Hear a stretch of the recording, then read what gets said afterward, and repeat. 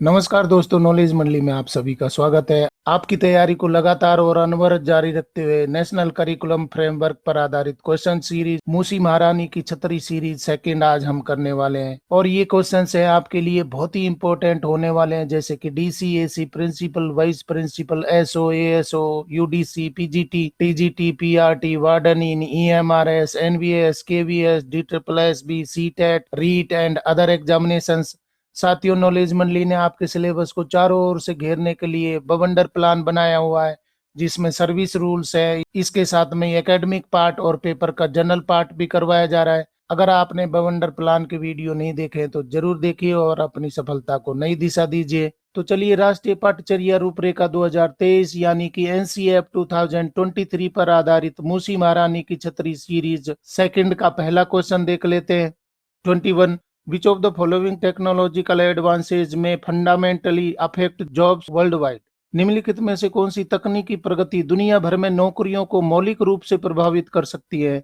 तो कौन कौन सी तकनीकी प्रगतियां हैं जो कि नौकरियों के लिए खतरा पैदा कर सकती है, उनके लिए चुनौती पैदा कर सकती है या उनको प्रभावित कर सकती है? हमारे ऑप्शन हो जाएंगे rise of big data, machine learning, artificial intelligence, और डी ऑप्शन हो जाएगा ऑल ऑफ दी अबव। सही उत्तर क्या होना चाहिए? Which of the following technological advances में fundamentally affect jobs world wide? कौन सी चीजें हैं जो दुनिया की नौकरियों को प्रभावित कर सकती हैं? सही उत्तर हमारा हो जाएगा डी, हो जाएगा all of the above. Rise of big data मतलब कि बहुत बड़े डाटा है वो आ रहे हैं, इकट्ठे हो रहे हैं, और इसके साथ में मशीन लर्निंग है वो शुरू हो गई है, आर्टिफिशियल इंटेलिजेंस शुरू हो गई है। तो क्या करेंगे, ये मौलिक रूप से जो जॉब है या नौकरियां हैं उनको प्रभावित करने वाले हैं, ये सारे चैलेंजेज होने वाले हैं। सही उत्तर हमारा हो जाएगा डी, हो जाएगा ऑल ऑफ दी अबव।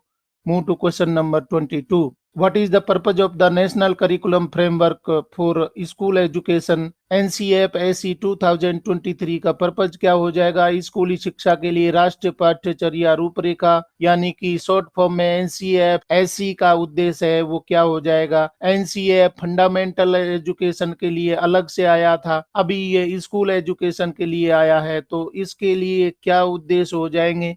हमारे ऑप्शन हो जाएंगे to transform India's schooling system, to serve the needs and aspirations of the country, to make the school curricula of the highest quality।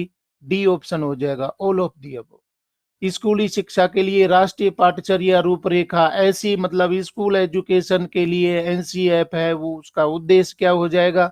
सही उत्तर हमारा हो जाएगा डी, हो जाएगा all of the above.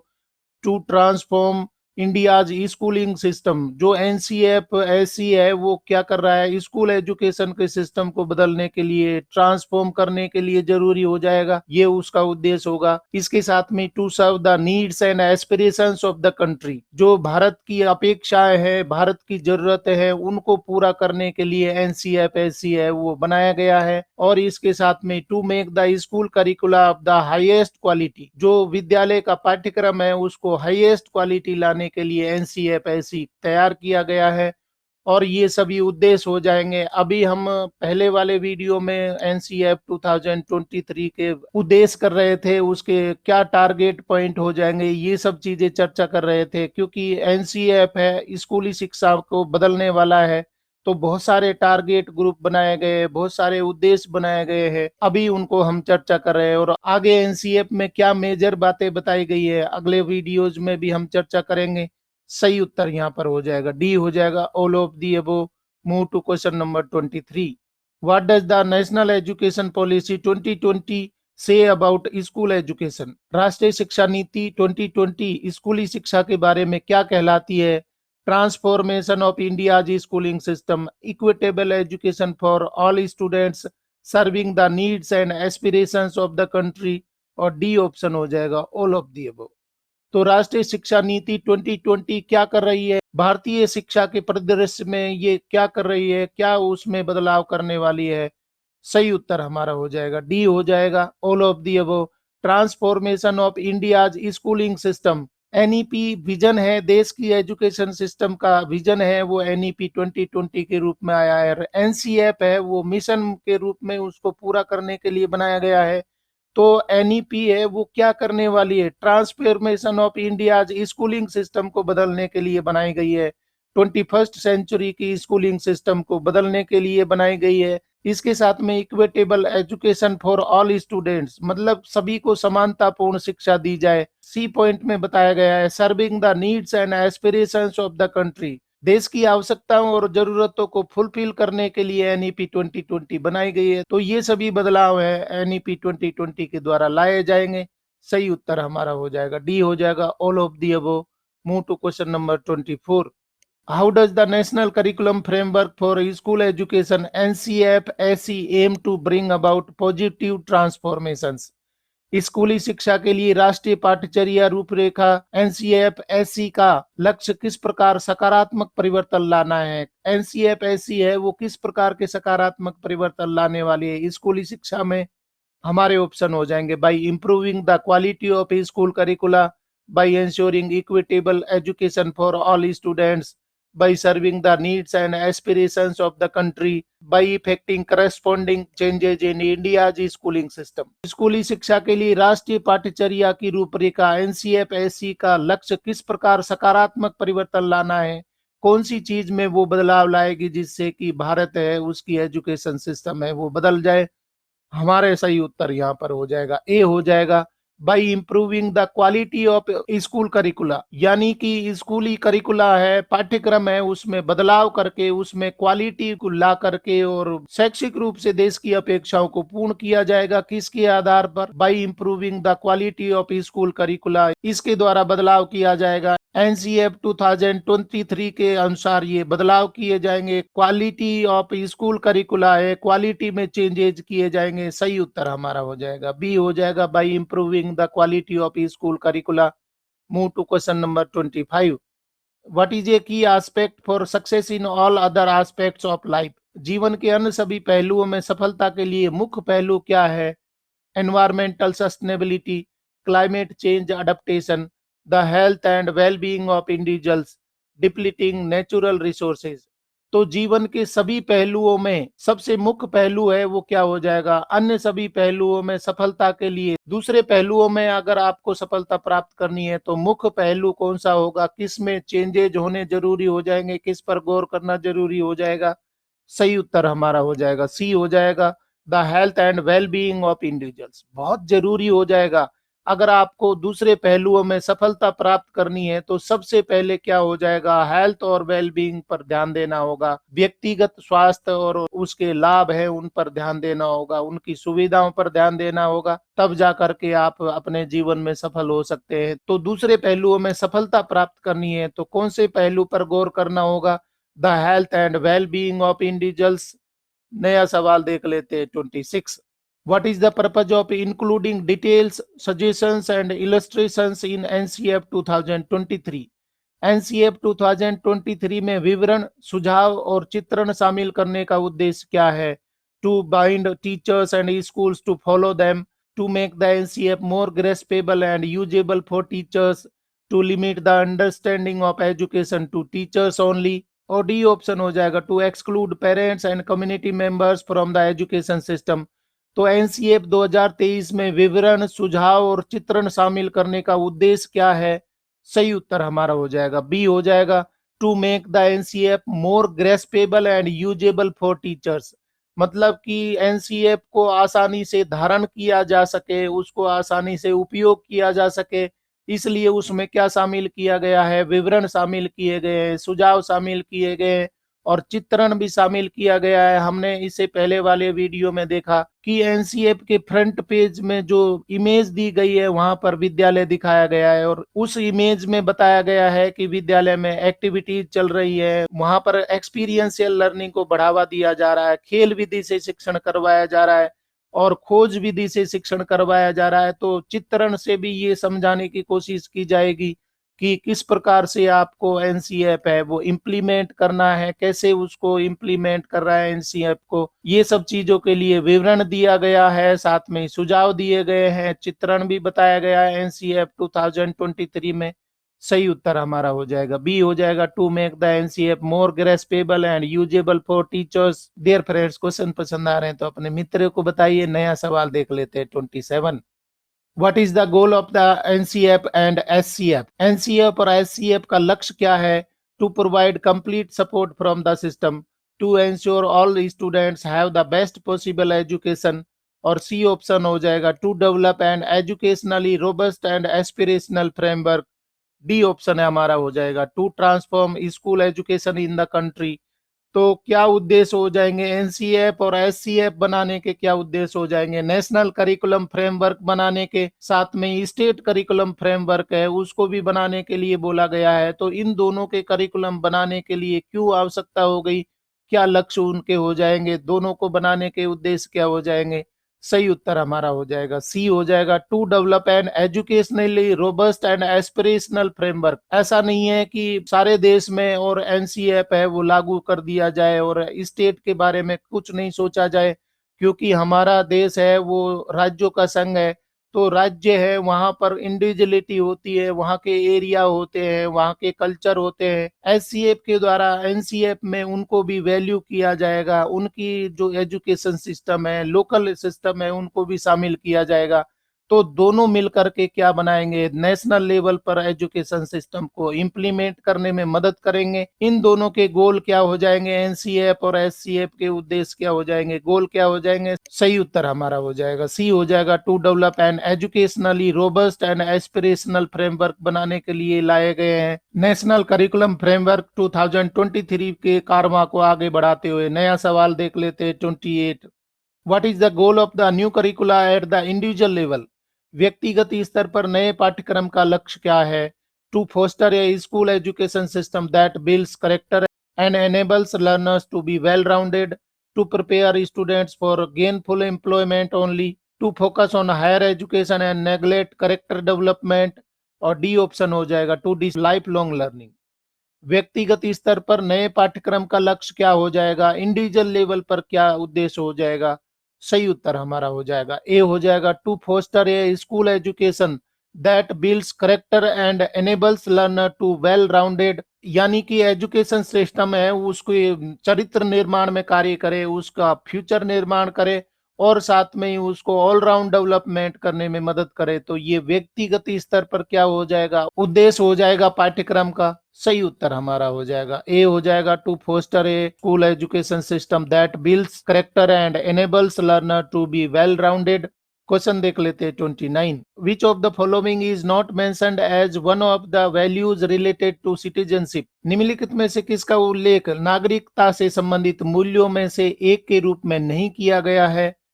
Empathy, inclusion and pluralism, fundamental duties, environmental awareness and sensitivity. और D option हो जाएगा individualism and self interest. निम्नलिखित में से नागरिकता से संबंधित मूल्यों मतलब भारतीय नागरिक में कुछ मूल्य देखे गए हैं, अपेक्षा की गई है।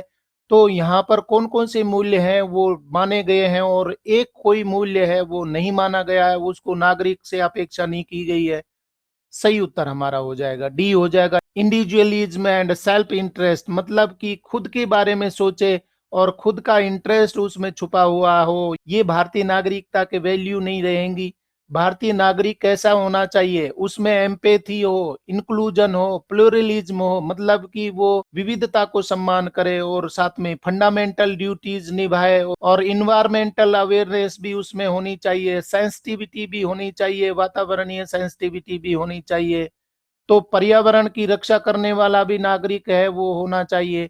ये सभी हो जाएंगे, परंतु वो व्यक्तिगत खुद के बारे में और खुद के इंटरेस्ट के बारे में सोचे, ऐसा भारतीय नागरिक है वो अपेक्षा नहीं की गई है। सही उत्तर हमारा हो जाएगा डी हो जाएगा इंडिविजुअलिज्म एंड सेल्फ इंटरेस्ट उसमें नहीं होना चाहिए, यह भारतीय नागरिक के लक्षण नहीं है, मूल्य नहीं है। क्वेश्चन देख लेते 30। What is the goal of the new curriculum at the societal level? सामाजिक स्तर पर नए पाठ्यक्रम का लक्ष्य क्या है? व्यक्तिगत स्तर पर क्या लक्ष्य होने चाहिए, सामाजिक स्तर पर क्या लक्ष्य होने चाहिए? सामाजिक स्तर के लक्ष्य देख लेते हैं, कौन सा पॉइंट ठीक हो जाएगा? To transform society into one that is more just, equitable, human, prosperous, sustainable and rooted in Indian ethos and culture, to focus solely on economic growth, to neglect cultural preservation and vibrancy. और D option हो जाएगा to prioritise scientific and technological advancement over social justice. नए पाठ्यक्रम का उद्देश्य है वो सामाजिक स्तर पर इसके लक्ष्य क्या रखे गए हैं। सही उत्तर हमारा हो जाएगा ए हो जाएगा, to transform society into one that is more just, equitable, human, prosperous, sustainable and rooted in Indian ethos and culture. पाठ्यक्रम का सामाजिक स्तर पर क्या उद्देश्य हो रहे हैं, यानी कि सम्मानजनक और साथ में समानता और मानवता और इज्जत है, इक्वलिटी है, और जो भारतीय संस्कार है, रीति रिवाज है, उनमें भारतीय संस्कृति की जड़ें हैं, उनको सम्मान मिले, ये सब चीजों के लिए सामाजिक स्तर है उस पाठ्यक्रम में चेंजेस करना चाहता है। सही उत्तर हमारा हो जाएगा ए हो जाएगा, to transform society into one that is more just, equitable, human, prosperous, sustainable and rooted in Indian ethos and culture। Dear friends, question पसंद आ रहे तो अपने मित्रों को भी बताइए। नया सवाल देख लेते हैं 31st। What are the areas in which India aims to achieve leadership on the global stage? वे कौन से क्षेत्र हैं जिनमें भारत का लक्ष्य वैश्विक मंच पर नेतृत्व हासिल करना है, यानी कि वैश्विक मंच पर नेतृत्व देने के लिए वो लक्ष्य रखे गए हैं। भारत के वो कौन से क्षेत्र हैं जिनके आधार पर वो वैश्विक स्तर पर अपना नेतृत्व प्रदान कर सके, यानी कि विश्व गुरु बनने के लिए और दूसरे क्षेत्रों में भी लीडरशिप दे सके। तो वो कौन कौन से क्षेत्र हैं, ऑप्शन देख लेते हैं। Economic growth, social justice and equality, research and knowledge creation, scientific and technological advancement, और सी ऑप्शन हो जाएगा environmental sustainability, cultural preservation and vibrancy. D option हो जाएगा ऑल ऑफ। वे कौन से क्षेत्र हैं जिनमें भारत वैश्विक मंच पर नेतृत्व हासिल करना है, मतलब कि वो लीडरशिप करना चाहता है, पूरे विश्व को लीड करना चाहता है। सही उत्तर हमारा हो जाएगा डी हो जाएगा। ये सभी क्षेत्र हो जाएंगे। इकोनॉमिक क्षेत्र में ऐसा वो लक्ष्य रखा गया है कि इकोनॉमिक क्षेत्र में हम लीड करें, सबसे बड़ी हमारी इकोनॉमी हो। सोशल जस्टिस में हम सबसे आगे हों, इक्वलिटी समानता में हम सबसे आगे हों, लीडरशिप करें। इसके साथ में रिसर्च एंड नॉलेज क्रिएशन, मतलब कि खोज और जो ज्ञान का बढ़ावा है, ज्ञान की खोज करना है, इसमें भी हम लीडरशिप चाहते हैं। साइंटिफिक एंड टेक्नोलॉजिकल एडवांसमेंट हम चाहते हैं। साथियों, आपको मालूम है कि भारत साइंटिफिक और टेक्नोलॉजिकल एडवांसमेंट में आगे बढ़ चुका है, लीडरशिप के लिए बिल्कुल तैयार हो गया है। भारत ने चंद्रयान-3 है वो चंद्रमा के दक्षिणी ध्रुव पर स्थापित कर दिया है, और इसके साथ में सूर्य की खोज के लिए भी रॉकेट लॉन्च कर दिया गया है। तो हम साइंटिफिक और टेक्नोलॉजिकल एडवांसमेंट भी कर रहे हैं, जिससे कि वैश्विक मंच पर नेतृत्व दिया जा सके। और इन्वायरमेंटल सस्टेनेबिलिटी हम चाह रहे हैं, कल्चरल प्रिजर्वेशन और वाइब्रेंसी भी हम चाहते हैं। तो भारत है वो हर एक मंच पे लीडरशिप चाह रहा है। सही उत्तर हमारा हो जाएगा डी हो जाएगा ऑल ऑफ दी अबव। इन सभी क्षेत्रों में भारत है वैश्विक स्तर पर नेतृत्व हासिल करना चाह रहा है। क्वेश्चन देख लेते हैं 32। What should the education system in India promote? Bharat में शिक्षा प्रणाली को किस चीज को बढ़ावा देना चाहिए? हमारे ऑप्शन हो जाएंगे economic growth and social justice, research and knowledge creation, environmental sustainability and cultural preservation. D option हो जाएगा ऑल ऑफ दी अबव। सही उत्तर हमारा हो जाएगा D all of the above. Bharat में शिक्षा प्रणाली को किस चीज को बढ़ावा देना चाहिए, इससे पहले वाले क्वेश्चन में हम देख चुके हैं कि ये क्षेत्र है वो हमारे क्या हो जाएंगे। इन क्षेत्रों में अगर हम आगे बढ़ते हैं तो वो विश्व लेवल पर, वर्ल्ड लेवल पर हम लीडरशिप हासिल कर सकते हैं। हमारा सही उत्तर यहाँ पर हो रहा है डी हो रहा है all of the above. Economic growth में, सोशल जस्टिस में, रिसर्च और नॉलेज क्रिएशन में, इन्वायरमेंटल सस्टेनेबिलिटी और कल्चरल प्रिजर्वेशन, इन सभी चीजों को बढ़ावा दिया जाएगा। किसके आधार पर? शिक्षा प्रणाली के आधार पर। सही उत्तर हमारा हो जाएगा डी हो जाएगा। नया सवाल देख लेते 33। Which of the following is not considered as an effective educational approach? निम्नलिखित में से किसे एक प्रभावी शैक्षिक दृष्टिकोण नहीं माना जाता है? Experiential learning, integrated method, lecture based, inquiry driven. तो सही उत्तर क्या हो जाएगा? एक प्रभावी शैक्षिक दृष्टिकोण नहीं माना जाता है। सही उत्तर हमारा हो जाएगा सी हो जाएगा। लेक्चर बेस्ड लर्निंग है या शैक्षिक दृष्टिकोण से लेक्चर बेस्ड टीचिंग है वो अच्छी नहीं मानी जाती। बाकी सभी चीजें ठीक हो जाएंगे। एक्सपीरियंशियल लर्निंग को बढ़ावा दिया गया है एनसीएफ के अनुसार। इंटीग्रेटेड मेथड है, इसको भी अपनाया गया है। इंक्वायरी ड्रिवन मेथड है, ये भी अडॉप्ट किया गया है। तो तीनों तरीके ठीक हो जाएंगे, परंतु लेक्चर बेस्ड टीचिंग है वो पुराना हो गया है, ट्रेडिशनल मेथड हो गया है। इसको एनसीएफ में बढ़ावा नहीं दिया गया है, ये प्रभावी नहीं माना जाता, शैक्षिक दृष्टिकोण से इसको प्रभावी तरीका नहीं माना जाता। सही उत्तर हमारा हो जाएगा सी हो जाएगा। लेक्चर बेस्ड एजुकेशनल अप्रोच है वो अच्छी नहीं मानी जाती है। क्वेश्चन देख लेते 34। What is the main focus of the new curricula? नए पाठ्यक्रम का मुख्य फोकस क्या है? Building character and fostering a well rounded education system, preparing students for higher education and gainful employment, promoting individual and societal goals, और D option हो जाएगा learning how to learn and adopt to changing times. तो नए पाठ्यक्रम का मुख्य focus क्या हो जाएगा? सही उत्तर हमारा हो जाएगा D, learning how to learn and adopt to changing times. बहुत ही इंपॉर्टेंट है। अगर आपने सीखना सीख लिया, हाउ टू लर्न ये बात सीख ली, तो आप कोई भी चीज को सीख सकते हैं। और साथ में अडॉप्ट टू चेंजिंग टाइम्स, आप समय के अनुसार बदल रहे हैं, समय के अनुसार अपने आप में बदलाव कर रहे हैं, सीखने के तरीके बदल रहे हैं। तो नए पाठ्यक्रम का मुख्य फोकस क्या हो गया है? कौन सी चीज को बहुत महत्व दिया गया है? Learning how to learn and adopt to changing time, समय के अनुसार अपने आप को ढाल लिया है, ये बहुत फोकस किया गया है एनसीएफ 2023 में। सही उत्तर हमारा हो जाएगा यहाँ पर डी हो जाएगा, how to learn and adopt to changing times, ये हमारे लिए बहुत जरूरी हो जाएगा लर्निंग में। क्वेश्चन देख लेते 35। What will be required to save our planet? हमारे ग्रह को बचाने के लिए क्या आवश्यक होगा? Environmental sustainability, environmental restoration and regeneration, climate change and environmental degradation, और डी ऑप्शन हो जाएगा डिप्लीटिंग नेचुरल रिसोर्सेज।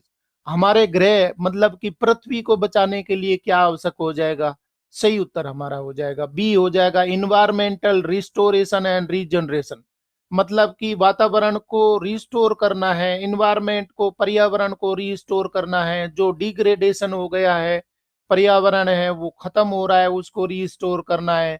और रीजनरेशन, फिर से डेवलप करना है, फिर से पैदा करना है। डेवलपमेंट के नाम से, प्रोग्रेस के नाम से बहुत सारे जंगल काट दिए गए हैं, बहुत सारे रिसोर्सेज हैं खत्म कर दिए गए हैं। तो उन रिसोर्सेज को फिर से क्या करना है? रिस्टोर करना है, और साथ में रीजनरेट करना है, फिर से पैदा करना है। तब जा करके हम अपने ग्रह को, प्लेनेट को बचा सकते हैं। बहुत ही जरूरी हो जाएगा। सही उत्तर हमारा हो जाएगा बी हो जाएगा environmental restoration and regeneration. Dear friends, question पसंद आ रहे हैं तो लाइक बटन दबाइए। नया सवाल देख लेते 36। What are some key capacities, values and dispositions that student should acquire? कुछ प्रमुख क्षमताएं, मूल्य और स्वभाव क्या हैं जिन्हें छात्रों को हासिल करना चाहिए? हमारे ऑप्शन है scientific temper and evidence based thinking, creativity and innovativeness, sense of aesthetics and art, और डी ऑप्शन हो जाएगा ऑल ऑफ दी अबव। कुछ प्रमुख क्षमताएं, मूल्य और स्वभाव क्या हैं जिन्हें छात्रों को हासिल करना चाहिए, सीखना चाहिए, एक्वायर करना चाहिए? सही उत्तर हमारा हो जाएगा डी हो जाएगा साइंटिफिक टेम्पर बच्चे में डेवलप होना चाहिए, एविडेंस बेस्ड थिंकिंग होनी चाहिए, बिना हाथ पैर की कोई बात पर विश्वास नहीं करना चाहिए। बच्चे की सोच है वो एविडेंस पर आधारित होनी चाहिए। ये बच्चे में स्वभाव में बदलाव होना चाहिए, मूल्य में बदलाव होना चाहिए, क्रिएटिविटी उसमें होनी चाहिए, इनोवेटिवनेस होनी चाहिए। बच्चा है क्रिएटिव हो, रचनात्मक हो, और इनोवेशन उसमें होने चाहिए, उसके दिमाग में इनोवेटिव आइडिया आने चाहिए। Sense of aesthetics and arts, मतलब कि सौंदर्य है उसकी समझ होनी चाहिए, साथ में ही उसमें कला भी होनी चाहिए। तो ये प्रमुख क्षमताएं, मूल्य और स्वभाव बच्चे में होने चाहिए। Scientific temper, evidence based thinking, creativity, innovativeness, sense of aesthetics and arts, ये सभी प्रमुख क्षमताएं हैं बच्चे में होनी चाहिए। सही उत्तर हमारा हो जाएगा डी हो जाएगा। नया सवाल देख लेते 37। What are some ways to promote student participation in the classroom? कक्षा में विद्यार्थियों की भागीदारी को बढ़ावा देने के लिए सबसे उपयुक्त तरीके क्या हैं? Reading and listening, questioning and discussion, memorisation and repetition, observation and reflection. तो कक्षा में विद्यार्थियों की भागीदारी को कैसे बढ़ावा दिया जा सकता है? कौन से तरीके से आप पार्टिसिपेशन बढ़ा सकते हैं? क्लास है वो डेड नहीं होनी चाहिए, पैसिव लर्नर बच्चे नहीं होने चाहिए, एक्टिव पार्टिसिपेशन होना चाहिए, और बच्चों की बातों को भी वैल्यू करना चाहिए। ऐसा नहीं है कि आप बोल रहे हैं, टीचर है वो ऑथोरिटेरियन नहीं होना चाहिए कि आपने कहा है वही सही है। हो सकता है बच्चा कोई ऐसी चीज बता रहा हो जो कि आपके बजाय वो ज्यादा जानता हो, तो उसको वैल्यू करना है। इसके लिए आपको क्या करना होगा, एक्टिव पार्टिसिपेशन बच्चे का होना चाहिए। और पार्टिसिपेशन बढ़ाने के लिए, क्लासरूम में पार्टिसिपेशन को प्रमोट करने के लिए आपको कौन सा तरीका अपनाना होगा? सही उत्तर हमारा हो जाएगा बी, हो जाएगा क्वेश्चनिंग एंड डिस्कशन। क्वेश्चनिंग, बच्चा भी क्वेश्चन पूछे, आप भी क्वेश्चन पूछे, मतलब कि डिस्कशन का तरीका क्या होना चाहिए, प्रश्न उत्तर होना चाहिए और साथ में डिस्कशन हो, वार्तालाप हो, शिक्षक है वो आपस में बातचीत करें, बच्चों और टीचर के बीच में कम्युनिकेशन होना चाहिए। वन वे लर्निंग नहीं होनी चाहिए, वन वे टीचिंग नहीं होनी चाहिए, सिर्फ टीचर बोल रहा है और बच्चे पैसिव लिसनर सुन रहे हैं, ये गलत है। क्वेश्चन आंसर होने चाहिए डिस्कशन मेथड से, जिससे कि क्लासरूम में अलाइव दिखे, जीवित दिखे, वहां पर क्लासरूम डेड नहीं हो, वन वे नहीं होना चाहिए। तो ये सबसे उपयुक्त तरीका है। कौन सा मेथड अपनाना होगा? क्वेश्चनिंग एंड डिस्कशन मेथड है वो भागीदारी को बढ़ावा देने के लिए सबसे उपयुक्त तरीका होगा। क्वेश्चन देख लेते हैं 38। विच of the following is not one of the essential knowledge and abilities mentioned in NCF 2023? निम्नलिखित में से कौन सा एनसीएफ 2023 में उल्लिखित आवश्यक ज्ञान और क्षमताओं में से एक नहीं है? हमें उत्तर ढूंढना है। Problem solving and logical reasoning, environmental awareness and sensitivity, knowledge of current affairs and critical issues, knowledge of ancient civilisation. तो कौन सा उत्तर ठीक हो जाएगा? निम्नलिखित में से कौन सा एनसीएफ 2023 में उल्लिखित आवश्यक ज्ञान और क्षमताओं में से एक नहीं है? सही उत्तर हमारा हो जाएगा डी, हो जाएगा नॉलेज ऑफ एंशिएंट सिविलियंस। मतलब ये ज्ञान होना जरूरी है, परंतु ऐसा नहीं है कि इसके बिना आप आगे बढ़ ही नहीं सकते हैं। ये सब चीजें होना जरूरी है। कौन कौन सी चीजें होना जरूरी हो जाएंगी बच्चों के ज्ञान और क्षमताओं में? Problem solving and logical reasoning उसमें होनी चाहिए, साथ में इन्वायरमेंटल अवेयरनेस और सेंसिटिविटी होनी चाहिए, knowledge of current affairs and critical issues उसको पता होना चाहिए। परंतु ऐसा नहीं है कि पुराने ज्ञान के आधार पर ही वो आगे बढ़ेगा, आगे उसको सोचना ही नहीं है। एंशिएंट सिविलाइजेशन है, किस प्रकार से लोग रहते थे, वो होना आवश्यक नहीं है। इनका पता होना चाहिए, परंतु आगे बढ़ने के लिए ऐसा जरूरी नहीं हो जाएगा कि ये नॉलेज होना जरूरी होगा। सही उत्तर हमारा हो जाएगा डी, हो जाएगा knowledge of ancient civilisations. National curriculum framework 2023 पर आधारित मूसी महारानी की छतरी सीरीज सेकंड का अगला सवाल देख लेते हैं 39। What is the purpose of implementing effective pedagogical approaches in the classroom? कक्षा में प्रभावी शैक्षणिक दृष्टिकोण लागू करने का उद्देश्य क्या है? To make learning more difficult, to promote rote memorisation, to enable deeper understanding of concept, और डी ऑप्शन हो जाएगा टू डिस्करेज स्टूडेंट इंगेजमेंट। तो कक्षा में प्रभावी शैक्षणिक दृष्टिकोण को लागू करने का उद्देश्य क्या हो जाएगा? सही उत्तर हमारा हो जाएगा सी, हो जाएगा to enable deeper understanding of concepts. मतलब कि बच्चों को इस तरीके से सक्षम बना दीजिए कि वो गहरी समझ बना ले, कोई भी कंसेप्ट के बारे में समझ है वो डेवलप हो जाए। तो ये क्या हो जाएगा? प्रभावी शैक्षणिक दृष्टिकोण आपको अपनाने होंगे। इफेक्टिव पेडागोजिकल अप्रोचेज है वो क्लासरूम में अपनानी होंगी, जिससे कि बच्चे की समझ है वो अच्छी हो जाए, कोई भी कंसेप्ट को आसानी से समझ ले, उसको लाइफ लॉन्ग याद कर सके। सही उत्तर हमारा हो जाएगा सी, हो जाएगा to enable deeper understanding of concepts. और साथियों देख लेते हैं मूसी महारानी की छतरी सीरीज 2 का अंतिम question 40। Which of the following is not mentioned as a potential stage of student learning? निम्नलिखित में से किसका उल्लेख छात्र सीखने के संभावित चरण के रूप में नहीं किया गया है? Elementary, middle school, high school, college. तो पोटेंशियल स्टेज कौन सी नहीं मानी गई है? बच्चे की पोटेंशियल स्टेज एनसीएफ में नहीं बोला गया है। निम्नलिखित में से किसका उल्लेख छात्र के सीखने के संभावित चरण के रूप में नहीं कहा गया है? सही उत्तर हमारा हो जाएगा डी, हो जाएगा कॉलेज।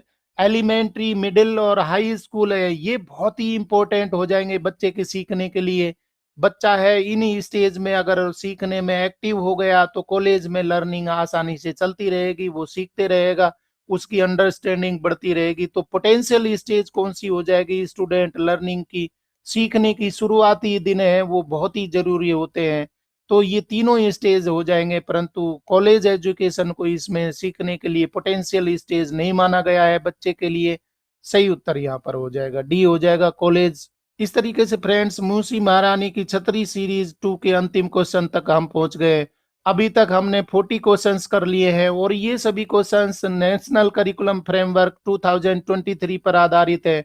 नेशनल करिकुलम फ्रेमवर्क के क्वेश्चन से आपकी आगामी परीक्षा में पूछे जाएंगे, जैसे कि DCAC, principal, vice principal, SO, ASO, UDC, PGT, TGT, PRT, warden in, EMRS, NBS, KVS, D triple S B, CTET and other examinations. साथियों, नॉलेज मंडली ने आपके सिलेबस को चारों ओर से घेरने के लिए बवंडर प्लान बनाया हुआ है, जिसमें सर्विस रूल्स है, इसके साथ में एकेडमिक पार्ट और पेपर का जनरल पार्ट भी करवाया जा रहा है। अगर आपने बवंडर प्लान के वीडियो नहीं देखे हैं तो जरूर देखिए और अपनी सफलता को एक नई दिशा दीजिए। मूसी महारानी की छतरी श्रृंखला सेकंड के राष्ट्रीय पाठ्यचर्या रूपरेखा 2023 पर आधारित क्वेश्चन आज आपको पसंद आए तो लाइक शेयर करें और चैनल को सब्सक्राइब करना तो बहुत ही जरूरी है, क्योंकि नॉलेज मंडली is the right choice. Thank you very much.